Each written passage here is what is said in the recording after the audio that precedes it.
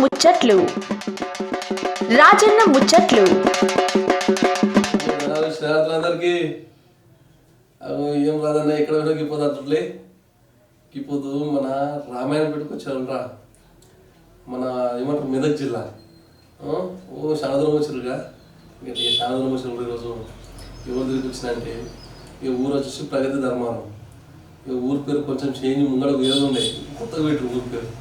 ఈ ఊరి పేరుతో పాటు సర్పంచ్ కూడా కొత్త సర్పంచ్. ఈ అన్న గురించి చెప్పాలంటే మస్తు కార్యక్రమాలు చేస్తున్నారు.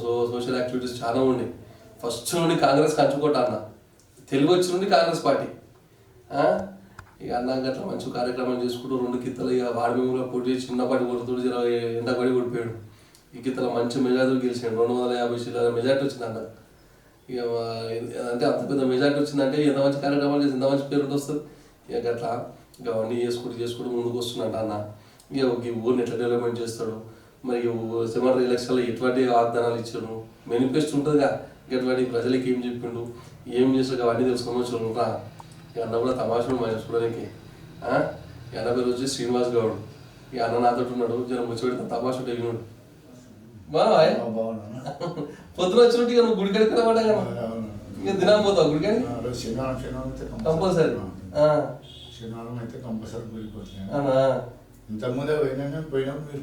అదే నేను ఫోన్ చేస్తుంటే ఇక చెప్పిండు. ఇక మీ మనిషి అంటే అన్న కూర్చోని చెప్పి సాయి ఇచ్చి సాయి అయినా మంచిగా కూర్చుని ఇక గుడికి వచ్చిందాక దర్శనం మంచిగా చేసుకోవాలి. ఇక నువ్వు దేవుని దర్శనం చేసుకుని నీ దర్శనం చేసుకుని వచ్చిన పొద్దున అలా మరి ఇక ముచ్చాడుదామా ఇక సురి చేద్దామా. అన్న మాది ప్రగతి ధర్మాన గ్రామము. నా పేరు బండారు శ్రీనివాస్ గౌడ్. మాది మెదక్ డిస్టిక్ రామాయణపేట మండలు. నేను కొత్తగా మొన్న డిసెంబర్ 14th నాడు ఎలక్షన్లో గెలుపొందినాను. అప్పుడు నాకు ఫుల్ మెజార్టీ 240 మెజార్టీతో గెలిచిన నేను. మా ఊళ్ళో అందరు యువకులు కానీ పెద్దలు కానీ అందరూ నాకు సహకరించి నన్ను ఆశీర్వదించి నన్ను ఫుల్ మెజార్టీతో గెలిపించినందుకు మా గ్రామ ప్రజలకు ధన్యవాదాలు తెలుపుతూ, మంచి మెజార్టీతో గెలిపించిరని నన్ను అందరూ ఆశీర్వదించిరని మా గ్రామ ప్రజలకు ధన్యవాదాలు తెలుపుతూ. రాజకీయ ప్రస్థానం ఎప్పుడు సులువైందన్న? వెనకటికి కుటుంబ సభ్యులు చేసిన రాజకీయం మీరే చేసారా? ఎవరు చేయలేదు. మా దాంట్లో ఈ కుటుంబ రాజకీయమే లేదు. నా నుంచే స్టార్ట్. నాకు అభిమానం కాంగ్రెస్ అంటే నాకు అభిమానం కాబట్టి నేను చిన్నప్పటి నుంచే మా ఊళ్ళో ఎమ్మెల్యే విఠల్ రెడ్డి ఉన్నప్పటి నుంచి నాకు కాంగ్రెస్ అంటే నాకు ఇష్టము.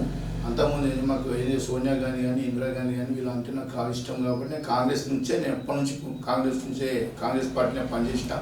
అప్పటి నుంచి కూడా ఇప్పటి వరకు మా అమ్మను కూడా ఒకసారి ఎంపీటీసీకి నేను లేనప్పుడు మహారాష్ట్ర ఉన్నాను కానీ మా అమ్మను కూడా ఎంపీటీసీకి ఒకసారి కాంగ్రెస్ నుంచి నిలబెట్టి ఓడిపోయింది జరిగింది.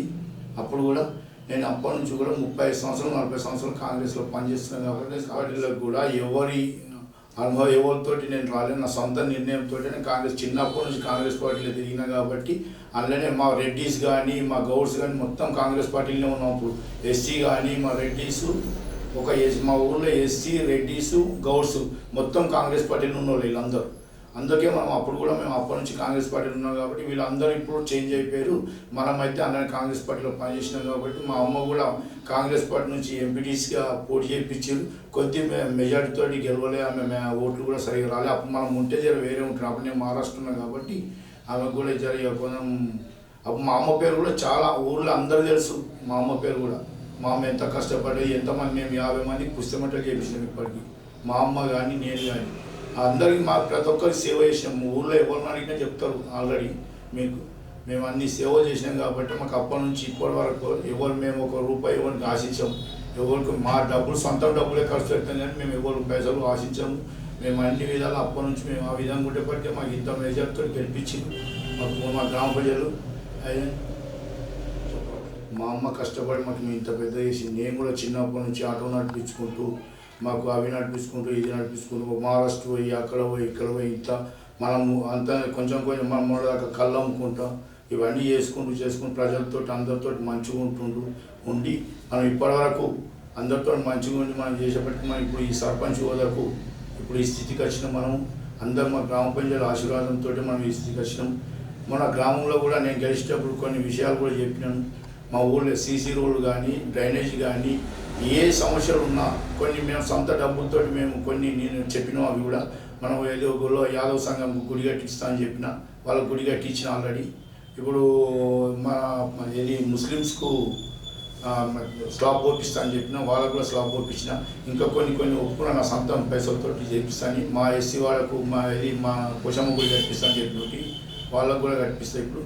కాకపోతే కొన్ని అంచెలంచెలు ఇప్పుడే మనం మొత్తం ఖర్చు అయింది కాబట్టి కొంచెం నెక్స్ట్ ఒక్కొక్కటి చేసుకుంటూ వస్తున్నాను నేను చెప్పినవన్నీ. అవన్నీ ఊళ్ళో కూడా అన్నీ మళ్ళీ స్కూల్లో ఇప్పుడు 2 కాంపౌండ్ వాళ్ళు వచ్చింది, 2 టైలర్స్ కూడా వచ్చినాయి, మళ్ళీ బిల్డింగ్ వచ్చినాయి, అవి కూడా ఇప్పుడు మొదలు పెట్టాలి. ఇవన్నీ ఒక్కొక్కటి మస్తు పనులు చేస్తామని చెప్పి అందరికి హామీ ఇచ్చిన, ఇప్పుడు కూడా చేస్తానికి గ్యారంటీ. ఒక్కొక్కటి అన్నీ నేను ఏవైతే చెప్పినో అవన్నీ నెరవేరుస్తానని చెప్పి మా గ్రామస్తులకు అందరికి తెలియజేస్తున్నాను. మరి ఇప్పటిదాకా చెప్తారు మీరు ఈ వాగ్దానాలు ఇచ్చినామని చెప్పేసి, మరి ఇక టైంలో మరి ఖర్చు కూడా ఏమైనా అయిందా మన గ్రామంలో? మా ఊర్లో ఎలక్షన్లు అయితే కానీ బాగానే ఖర్చు కోర్టు శిక్షలు అవి అని చెప్పి అయితే అన్ని ఊళ్ళలో అయితే కానీ మా ధర్మంలో ఖర్చు ఎక్కువ. ఏంటంటే గదే ఇక చాయ్ పానీ మనం తాగకుండా మా ఊళ్ళో ఆశించారు పైసల గురించి. మా ధర్మాన గ్రామంలో ఎవరైతే నిర్ణయం తీసుకుంటూ పైసలు ఆశించారు చేయరు, ఖాళీ ఒక చాయ్ పానీ గవి చిల్లర ఖర్చులు ఉంటాయి కానీ అవన్నీ ఏం ఖర్చు పెట్టడం మా ఊళ్ళో కూడా. అందరు మా గ్రామ ప్రజలు అందరూ చాలా ఎవరికైతే చేయాలనుకుంటారో వాళ్ళతోటి ఖర్చు పెట్టిపోయారు, ఏం చెప్పారు. వాళ్ళని పనులు చేయించుకోమా, పనులు కావాలని చెప్తారు, పనులు కావాలని, పనులు కాకపోతే గల్లబట్టి అడిగిస్తారు, ఉంటారు. అందుకని చెప్పి అట్లాంటి ఏం ఆశించారు పైసల గురించి. ఎంత వచ్చిందన్న మెజార్టీ? 240 మెజార్టీ వచ్చింది. అయితే ఒక చిన్న మాట అడగడం, అసలు మొదట అడగడం మర్చిపోద్ది, మన ఊరు పేరు చేంజ్ చేసారు కదని దాని గురించి చెప్తా, ఏంటి ఎందుకు చేంజ్ చేసి ఏం కదా? దొంగదామారం అంటే అంత మా గలి మా రాజశేఖర్ సార్ ఇట్లుండే ఇక్కడ సీఎం దగ్గర ఉండే, మనదాకా పోయిన గవర్నమెంట్లో సీఎం దగ్గర ఓఎస్డీగా పనిచేస్తారు రాజశేఖర్ రెడ్డి సార్. ఆ సార్ తోటి మేము ఇట్లా సంగతి ధర్మాలను చేంజ్ చేయాలి సార్, పేరు చేంజ్ చేయాలి, అంత ఇది ఇట్లా అవుతుంది అట్లా అవుతుంది అంత జర మనకు ఎక్కడికైనా పోతే కూడా జర ముఖం దొంగ ధర్మాలం చేంజ్ చేపిద్దాం సార్ ఇది అని చెప్పానంటే ప్రగతి ధర్మాలం ఆయన చేంజ్ చేయించిన వాళ్ళని వచ్చింది. కానీ ఇంకా మొత్తం ఇక ఊర్లో ఇంకా ఏ దొంగ ధర్మం అప్పటికి మా ఊర్లో అయితే మేము దొంగతనాలు ఇక్కడ ఎవరు చేయకపోదురు. అయితే మా అడవి ఉంది కదా సార్, పెద్ద అడవి ఉంది కదా, ఆ అడవిలో మా చుట్టుపక్కల గ్రామాలలో దొంగతనం చేసుకుంటూ అడకు అడవి ఇల్లు కట్టుకున్నారు. మా అడవిలో ఇల్లు కట్టుకున్నారు. ఇల్లు కట్టుకున్నారు మొత్తం అడవిలో కట్టుకున్నారు. ఇప్పుడు మన శివపల్లి పోతున్నాం రావడితే కొన్ని లోపలికి పోతే గోడలు ఇప్పటికి కూడా ఉన్నాయి. ఇంకా ఆ గోడలలో ఇల్లు కట్టుకొని ఉండుట్లో అక్కడిక్కడ దోసుకొని చుట్టుపక్కల గ్రామాలు దోసుకుంటూ వచ్చి ధర్మాలు ఉంటారు కాబట్టి అప్పుడు దొంగల ధర్మాలు అట్లా పడిపోయింది. అది మా దొంగల ధర్మాలం దొంగలు కాదు, మా వేరే ఊరు నుంచి వచ్చి ఆడ ఉంజురని వస్తుంది స్థావరం వాళ్ళు ఉంటాయి కాబట్టి దొంగ ధర్మాలం అని పడ్డారు. కొత్త పేరు ప్రగతి ధర్మాలం అని పెట్టాం. ఇప్పుడు ఆల్రెడీ దొంగ ధర్మం అనొద్దు, ఇక పేరు మారింది ప్రగతి ధర్మాలం, గుర్తు పెట్టుకుని అందరిగా. ఆల్రెడీ గవర్నమెంట్ దాంట్లో అయితే ప్రభుత్వం అయిపోయింది. అది మొన్న ఎలక్షన్ లో కూడా ప్రగతి ధర్మాలమే వచ్చింది.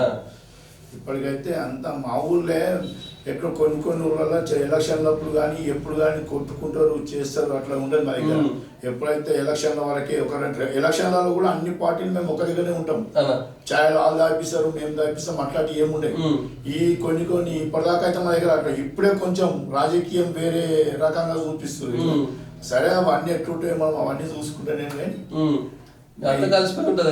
మేము అందరం ఎప్పుడైనా కానీ కలిసిపోయేటోళ్ళమే ఉన్నాం. ఇప్పటి వరకు అయితే నేను 51 సంవత్సరం ఉన్నా. ఇప్పుడు నేను 30 సంవత్సరాల నుంచి నా సర్వీస్ నేను కాంగ్రెస్ పార్టీలో పనిచేస్తున్నా. ఎప్పుడైనా ఏ పార్టీలో అయినా కానీ అందరము మర్యాదపూర్వకంగానే అందరం కలిసి ఉంటాం. ఎప్పుడైనా కానీ అందరం కలిసి ఉంటాం కాబట్టి మేము అందరం మంచిగా ఉన్నాం ఇప్పటిదాకా.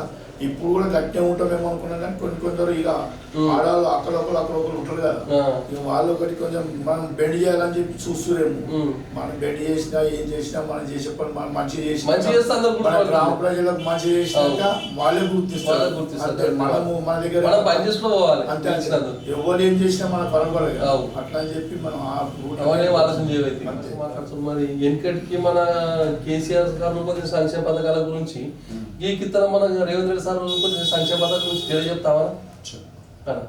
మాకు కేసీఆర్ డబుల్ బెడ్డింగ్ రూమ్ అన్నాడు, ఒక్క ఇల్లు కూడా ఇవ్వలేదు మాకు. కేసీఆర్ మా ఊళ్ళో రాజశేఖర్ ఉండుట్లన్నా మా ఊరు అంత పూర్తి డెవలప్ అయింది. ఆ టీఆర్ఎస్ గవర్నమెంట్ నుంచి ఒక్క పని మాకు చేసుకోలేదు, మాకేం తెలియదు.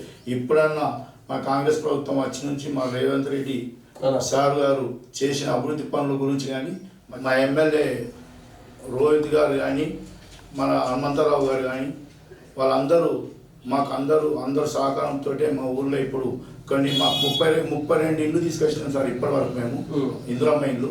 మరి రేషన్ కార్డులు వచ్చినాయి మా ఊరికి. ఇప్పుడు మా కాంగ్రెస్ ప్రభుత్వం వచ్చినాక 32 ఇల్లు వచ్చినాయి, రేషన్ కార్డులు వచ్చినాయి, సన్న బియ్యం ఇచ్చారు. ఇప్పుడు మళ్ళీ కొంచెం పింఛన్లు కొంచెం వాళ్ళని కూడా అప్లై చేసిన పింఛన్లు కూడా ఇప్పుడు స్టార్ట్ అయిపోతాయి. ఇప్పుడు అవన్నీ మా కాంగ్రెస్ ప్రభుత్వం వచ్చే ఉచిత బస్ కిరాయి, మళ్ళీ ఉచిత కరెంటు లేడీస్కు, ఇవన్నీ అన్ని సంక్షేమ పథకాలు మనకు ఇప్పుడు అమలైనవి కాబట్టి ఇప్పుడు వస్తున్నాయి. అప్పుడు ఏం రాలేదు మాకు. అప్పుడు టీఆర్ఎస్ గవర్నమెంట్లో మాకు ఒకటి రైతు బంధు ఒకటి వేసు కదా ఒకటి వస్తున్నాయి. ఇప్పుడు కూడా రైతు బంధు ఇప్పుడు కూడా వేస్తున్నాం మేము కూడా. కాకపోతే కొన్ని కారణాల వల్ల కొంచెం లేట్ అయిపోయింది. అంతా సర్వే చేస్తారు కాబట్టి ఆ ఉద్దేశంతో ఇప్పుడు లేట్ అయిపోయింది. కానీ అది కూడా ఇప్పుడు అదే కూడా వేసేస్తారు, రైతు బంధు వేస్తారు, రైతు బీమా అట్లనే ఉన్నది, అన్నీ అట్లనే ఉన్నాయి. మరి ఏది కూడా ఒకట్లే మేము ఇంకా దానికి ఎక్స్టెన్షన్ ఇప్పుడు వాయిదాలు ఇంకా వేరే చేసినాం మేము. ఏది ఉచిత బస్ కానీ, రేషన్ కార్డు కానీ, మళ్ళీ ఏది గ్యాస్ సిలిండర్ 500 గ్యాస్ సిలిండర్ కానీ, మళ్ళీ ఇందిరమ్మ ఇల్లు కానీ, ఇవన్నీ మా కాంగ్రెస్ ప్రభుత్వం వచ్చినాకనే మా రోహిత్ బాబు గారు, మా ఎమ్మెల్యే అందరు సహకారంతో మా ఊరికి ఏది కావాలని హనుమంతన్న కూడా మాకు అందరూ ఎప్పుడు ఫోన్ చేసినా కాబట్టి మంచిగా మాట్లాడతాడు, మర్యాదగా మాకు అంతా రెస్పాన్స్ ఇస్తాడు, అంతా మంచిగా చేస్తాడు. మాకు ఎమ్మెల్యే సాబ్ కూడా మంచోడు, మంచిగా ఉన్నాడు, యంగ్ లీడర్ కాబట్టి మాకు అన్ని నిన్ననే వెంకటాపూర్లో నిన్న కూడా వచ్చి అభివృద్ధి పనులు కొన్ని గ్రామ పంచాయతీ బిల్డింగ్ శంకుస్థాపన చేసిండు. ఏది ఈవో బిల్డింగ్ ఒకటి శంకుస్థాపన చేసిండు. ఇవన్నీ ఇప్పుడు అన్నీ ఒక్కొక్కటి అన్నీ చేస్తున్నాడు. ఆయన కూడా మాకు అందరికి సహకారం చేస్తున్నాడు. పైన మంచి డెవలప్ చేసుకుంటాం. మా ఎమ్మెల్యే సాబ్తో మేము ఇంకా డెవలప్ చేసుకుంటాం. ఇప్పటి వరకు మా అమ్మ ఒక 40-50 పుస్తకమటలు చెప్పించింది. మా ఊళ్ళో కాకుండా వేరే ఊళ్ళో కానీ బీదోళ్ళకు అక్కడ ఇక్కడ 50 పుస్తకమటలు చెప్పించింది. మా అమ్మ కూడా ఎవరు వచ్చినా కానీ ఇప్పటికి కూడా మా ఇంటికి ఎవరు వచ్చినా మా అన్నం తినబెట్టి తోలుతాం మేము ఎవరమైన. ఇప్పటి నుంచి ఊళ్ళో ఎవరు ఉన్నాడు, మా బస్ డ్రైవర్లు కానీ కండక్టర్ ఎక్కడ పోయినా అంజమ్మ పేరు చెప్తే ప్రతి ఒక్కరు తెలుసు. ప్రతి ఒక్కరు ఏటీసీ నువ్వు మేడ్చల్ డిపోలు అడుగు, మెదక్ డిపోలు అడుగు, ఎవరు అన్నాడు మా అమ్మ పేరు చెప్తే ఎవరికైనా అందరు గుర్తుపడతారు. పలానా అంజమ్మ ఎవరన్నా అడిగితే ధర్మవరం అనుకుని వచ్చిన పలానా అంజమ్మ మంచిగా ఉందని అంటారు. అట్లాంటి మా అమ్మ కూడా మస్తు సేవలు చేసింది. అప్పటి నుంచి మేము కష్టపడుకుంటూనే వచ్చినాము. మేము కూడా కొన్ని నేను చేయించిన, నేను ఒక 10 కాలం నేను చేయించిన పుస్తకమటలు మా ఊళ్ళోనే 4-5 చేయించిన, మిగతా వేరే కొందరు చేయించిన. నేను గట్లా అన్నీ మేము ఫస్ట్ నుంచి ఇవన్నీ కష్టపడుకుంటాం. మేము ఎవరికి ఇప్పటి వరకు ఎవరితోటి రూపాయి ఆశించలేదు, మేము ఎవరితోటి రూపాయి మేము ఉంచలేదు. మేమే మందికి అందరికీ సహాయపడడం అప్పటి నుంచి కూడా. ఇప్పుడు కూడా ఇప్పటికీ వస్తారు మాకు పుస్తకమటలు చెప్పి మరి. కానీ ఈ బంగారం రేటు పెరుగుట్లా మాకు అప్పుడేమో 4,000 అయిపోతుంది. ఇప్పుడు 25,000 కావాలి. కాలి పుస్తకమటలు చేయాలంటే 25,000 కావాలి. అందుకని చెప్పి మేము ఇప్పటికి కూడా గదే అందుకని చేపిస్తలేం. కానీ వాస్తవంగా మనకు రొటేషన్ కాక ఈ 4,000 ఉన్నట్ల మనం అప్పుడు అన్నీ చేపించాము.